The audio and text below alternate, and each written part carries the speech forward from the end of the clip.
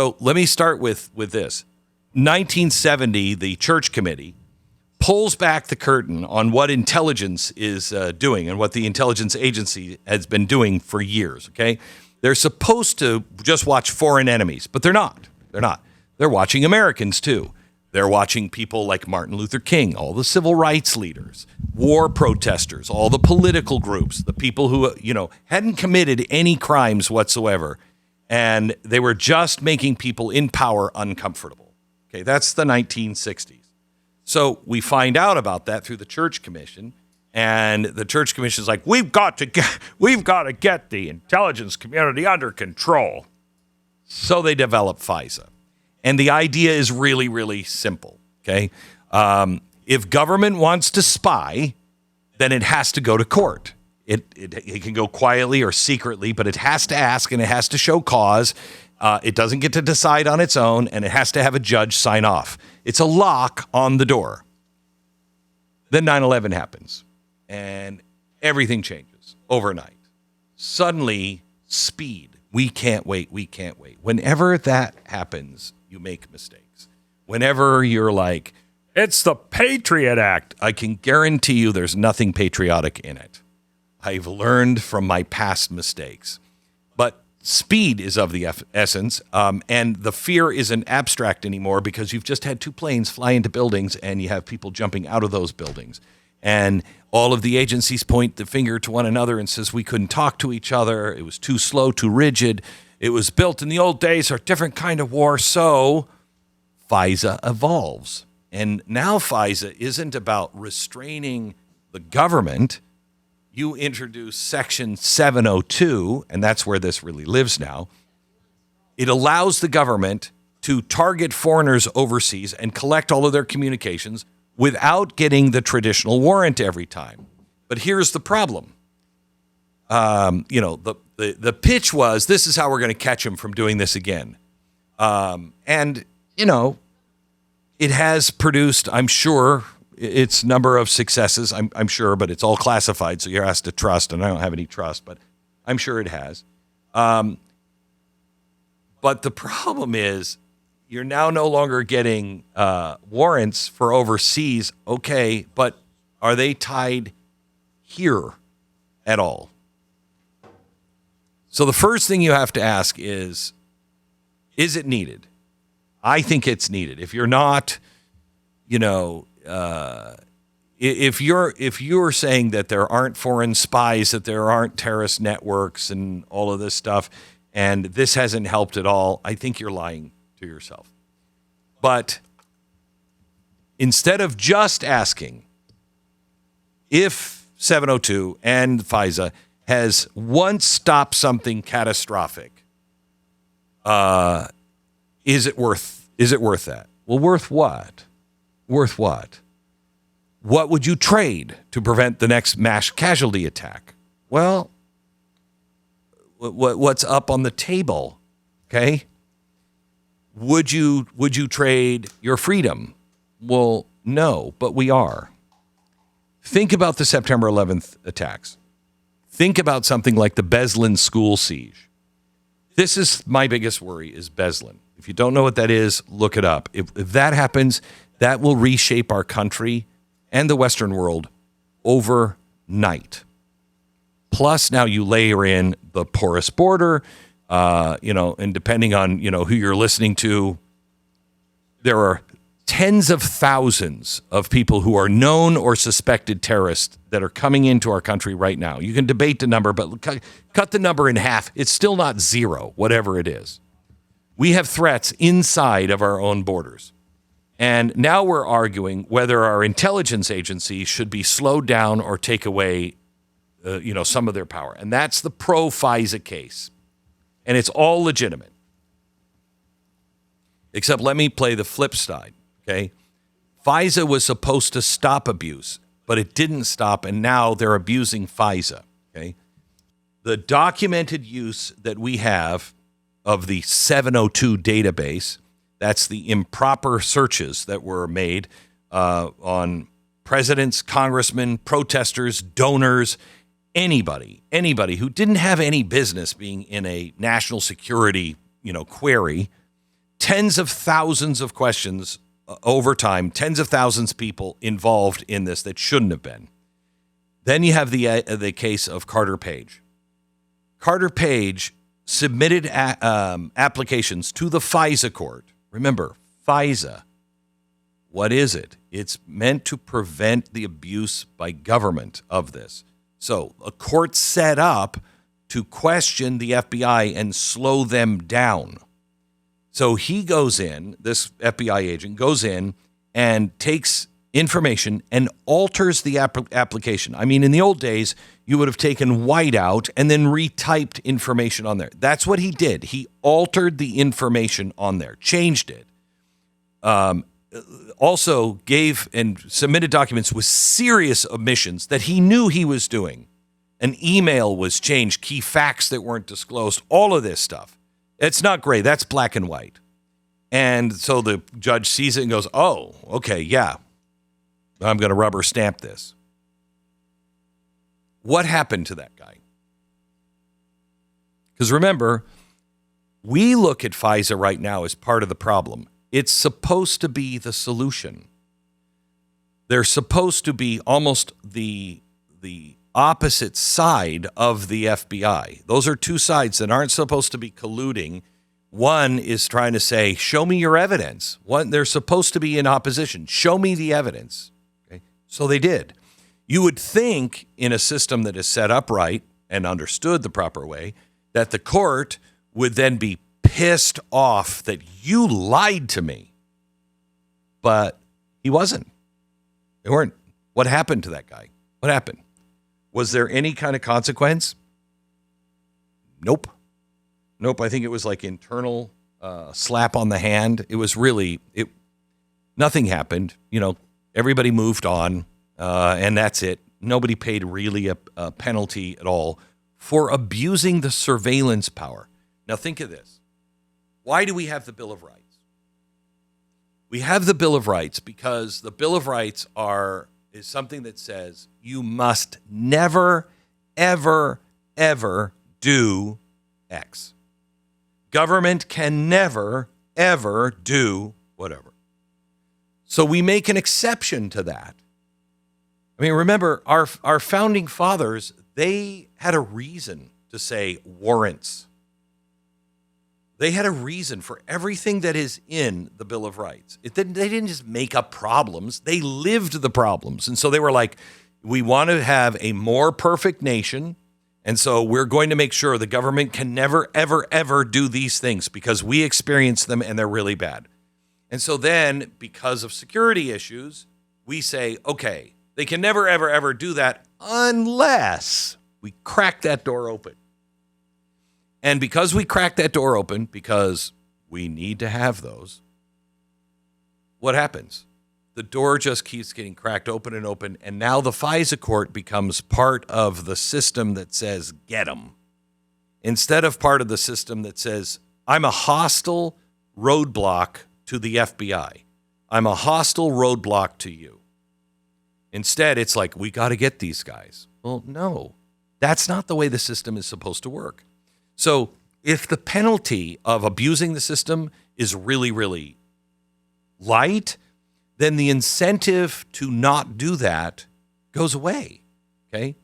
That's not cynicism. That is the way people behave. Now let me add another. I'm still on the anti-FISA renewal case. Let me add in the next layer, and that's artificial intelligence. When FISA was first written, surveillance meant people going out, gathering facts, and analysts poring over those facts and the files and the time that it took and everything else. Now it means that the system can ingest a mass amount of data and see patterns instantly, patterns that people never saw. Who talks to who, when, how often, what changes, who's where, did they move here, go over here and meet with these people at all? Have they ever been at the house? All this data that you wouldn't even been able to do. If you had 1 billion people watching one person, it would be hard to gather all of this information. So the next question is, FISA was already on the ropes. If the government has the ability to search before, What happens when that ability goes from just search to predict? Minority Report. If they can predict, not says what you are doing, but now has the ability to say, I think they're going to do this before you've ever done it. Do we need to open the door a little farther? Because the law we wrote in 1978 does not look at the information we have today. We have so much information. We can predict now what people are going to do. Maybe we can stop them before they do it, even before they even know they're going to do it.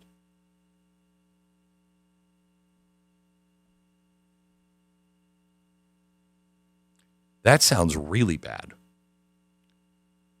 So where do we go from here? I've been thinking about this for a while and thinking, what do we do? How can we bring both sides together? Because you're naive if you deny either side.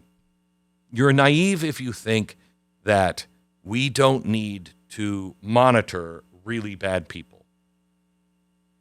You're also naive to think that giving the government power to spy on really bad people won't eventually mean they can spy on you, especially when they are getting into bed with these AI companies and they're bringing in all of this. You know, there are 3 levels of AI now. Did you know this? There's the government AI, the big business AI, and then the AI you get. You're already disadvantaged. You won't be able to think like the government or big business can. Microsoft will have a special kind of AI that you will never have access to. Well, how do you beat Microsoft? How? Answer, you don't. Because they have more compute power than you will ever have. And so you're kind of relegated. I mean, we're looking at a different time. But how do we navigate this? Real threats, need speed, need the protection of the Constitution. That's the key. The Constitution says that the power has to be limited and restrained in the government, and the people have it. So we have to check it. But as I said to, who was it, Kevin McCarthy? Was it Kevin McCarthy I said this to earlier today? You know, I'm so tired of hearing about checks and balances and, you know, and well, we have oversight. That's what it was. We have oversight. What does that mean? What does that mean? They give you oversight. They give you the information that you want, or that you want or they want to give, but not the information that you might need, Congressman. And you know that, so I've heard it over and over again. We have oversight. We have a right to know. We have to. They're not going to tell you. They're not going to tell you. So power has to be limited. It has to justify itself before it looks into the private life of anyone. That's a collision course. So what do we do? Maybe, this is where everybody in my staff said earlier today, I'm very uncomfortable with it. Maybe that we don't choose one side cleanly, okay? Maybe it's forcing both sides to live with something they don't like. And here's my proposal. If you misuse surveillance power against Americans, the penalty should be sure and swift and almost out of anybody else's hands, okay? Because what you're violating is not the Bill of Rights. I mean, it's not just a law. It's the Bill of Rights. It's the Bill of Rights. It's the essence of who we are. It is the core agreement between the citizen and the state. And you came to us, the citizens, and said, we need this to protect you, and we're not going to abuse it. Okay, well, I think you're going to. No, we won't. We won't. Okay, all right. I'm going to make this deal with you. I'll give you that power. But if you, the judge, the FBI, or anybody, knowingly abuses the power, you lie to a court, you manipulate evidence just to get access to somebody's private life, you lie about it, we kill you. That's where I lost everybody in my staff meeting today. And my response was, well, isn't that treason against everything we believe? Isn't that treason against the country itself? I mean, you are literally setting fire to the most sacred part of our country, our Bill of Rights. Wait a minute. You did what? Well, I changed this document.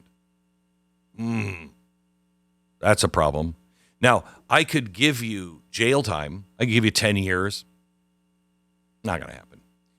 I could give you life. Not going to happen.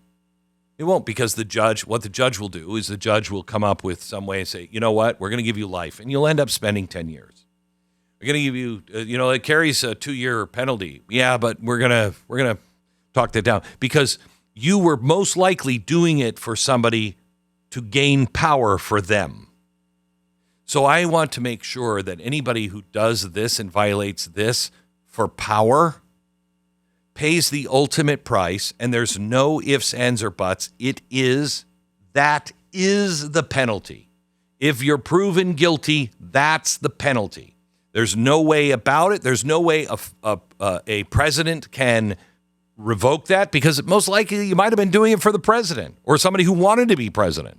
So, no, I think there should be electric fence around this thing so much that everybody, when they say, look, just change it. You know how important this is. Otherwise, the party they look at you and go, are you kidding me? I'll be executed if I do that. I think it should be a very high voltage wire all the way around this thing. And that should go for the judges too. If you weren't rigorous enough and you were like, I think he might be lying to me, or you let something slide knowingly, it'll be harder to prove on the judge, you get it too. You get it too. The questions that we have to ask is, if you give the government a powerful tool and trust it to behave, are you an idiot? Our founders would say yes. And they would say, because you have no trust over time. You see what John Solomon said? I've told the president, was it him? Or I don't know, one of the guests today. I told the president, I trust you, but I want to make sure. Well, that's the point. You can't give them power. You can't give them any power. Because if you don't trust it, you have to trust that it won't be used against you by the other side. And this isn't just about surveillance. This is about whether we as a free society can hold two truths at the same time. Can we admit that the danger is real and admit that the temptation to use that to gain power is also something so strong that some people are not going to be able to pass up unless the punishment is something like death? Can we come up with a punishment that's so severe that it's breathtaking, that it will automatically stop all those who might violate our principles for power? And here's where that gets dicey. What happens if you actually are trying to stop a dictator? Well, then I think the old adage, if you're trying to kill the king, you better make sure he's dead, comes to play.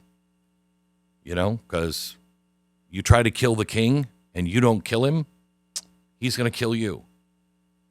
That is, if you want to stop a dictator, you better know that you have the goods on him when you go for a FISA court thing.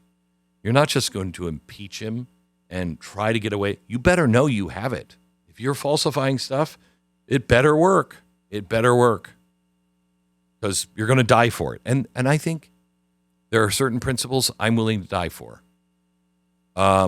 Somebody else's power is not one of them. I think we have to draw the line in bright, bright red. Because it's not just policy, it's the character of our country. Now, with that being said, I'm going to let you in a little secret. I am using the Overton window. Because if I say the death penalty, I'm willing to compromise at life in Guantanamo Bay. But if I said life in Guantanamo Bay, somebody would say, well, life in prison. And life in prison means, yeah, well, you're going to get out in 30 years. If I said it's a 30-year penalty, then we know you'd get out in 7 years. If I said it was a 7-year penalty, you know they'd never go to jail. So death is absolutely good, absolutely good. And I'll come back on that Overton window to forever prison at Guantanamo Bay, because I don't think anybody wants to live there. Maybe I'm wrong.